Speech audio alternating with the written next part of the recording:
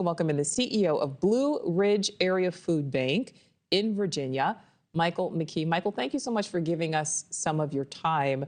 So we saw that montage there. How are operations right now at your food bank? Are you still able to provide assistance to everyone who needs it?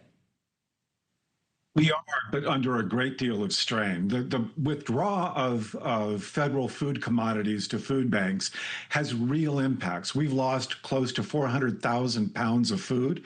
We've got to replace that somehow. We're doing that by purchasing more food and making that available to the community food pantries. But we serve a largely rural area, and those pantries are often, in fact, mostly supported by churches.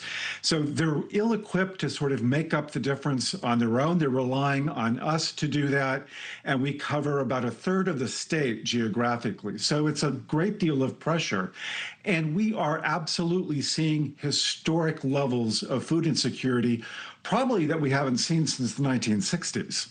All right, so Michael, many times people have a misconception of who needs assistance. Describe the average person who is utilizing your services. A working family. Honestly, I mean, an increasing number of households we serve report that someone in the home is working. Certainly seniors, an increasing share of the people we serve are seniors, about 20%. About a third of the people we're serving are children under the age of 18. But the growth in the number of people who are working and cannot pay their bills is extraordinary. And it's easy to understand. In Virginia, an apartment locally in our area will go for $1,500 for 2 bedrooms. Childcare can cost $1,600 a month. Groceries are more expensive than ever.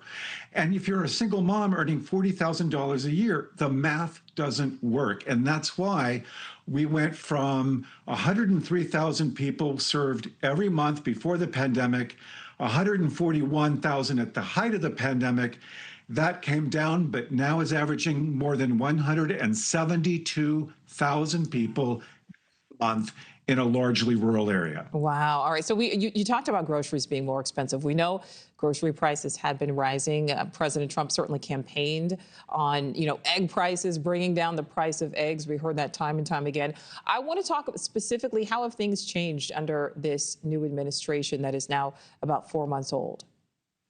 Well, we're still seeing escalation in food prices. That affects us as well. The Blue Ridge Area Food Bank spends about $5 million a year buying food because we can't get enough donated. And our inflation factor in the year ahead is about 10%. So that's added cost and then a lot of pressure to raise funds. But I will tell you that what we're most concerned about is what goes into the farm bill that Congress was going to soon pick up and debate. And there are massive cuts proposed to SNAP, what we used to call food stamps, on the idea that, well, people should be working. We need to control for fraud and waste. And the fraud and the waste isn't really there. And it's fine to say, more people should be working if they're able-bodied. It's not taking into account single moms who are also caring for aging parents or younger grandparents who are caring for grandchildren when their mothers aren't able to provide that care themselves. So it's really complicated, but food stamps provide 10 times as much food as food banks. A 10% cut in food stamps could double the demand on food banks and community food pantries, and that could cause our system to collapse. Thank you for watching. Subscribe below and download our NewsNation app right now on your phone, and you will get fact-based, unbiased news for all Americans.